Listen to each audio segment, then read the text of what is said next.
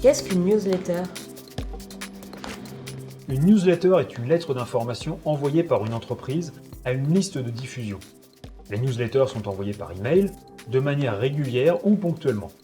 Certaines entreprises créent de l'engagement dans leur communauté en envoyant des newsletters quotidiennes, hebdomadaires, bimensuelles, mensuelles ou encore bimestrielles.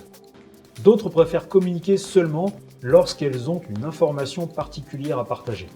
Les newsletters peuvent aborder des sujets très variés. Il peut s'agir de présenter des promotions, des nouveaux produits, un contenu éditorial informatif ou une opération commerciale ponctuelle. Quelles sont les différentes méthodes d'abonnement aux newsletters?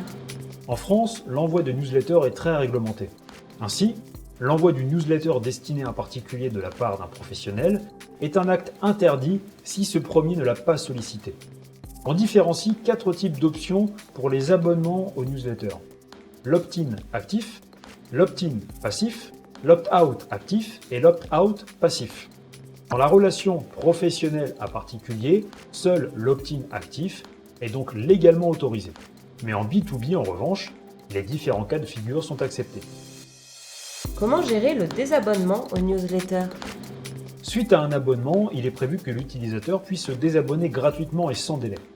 Ainsi, l'expéditeur de la newsletter est tenu d'indiquer les coordonnées via lesquelles le destinataire peut faire une demande de désabonnement. En pratique, il s'agit de mettre un lien qui renvoie vers une solution de désinscription. On le retrouve généralement directement au sein de la newsletter, le plus souvent dans le footer. Quelles sont les sanctions en cas de non-respect de la législation? Le non-respect des dispositions légales liées à la vie privée des internautes engendre des pénalités. Ces dernières sont encadrées par le code pénal dans la loi informatique et liberté. Ainsi, le fait d'abonner quelqu'un à une newsletter sans son accord ou de ne pas rendre possible son désabonnement est puni de 1 500 € par infraction. La somme peut même doubler dans le cas d'une récidive.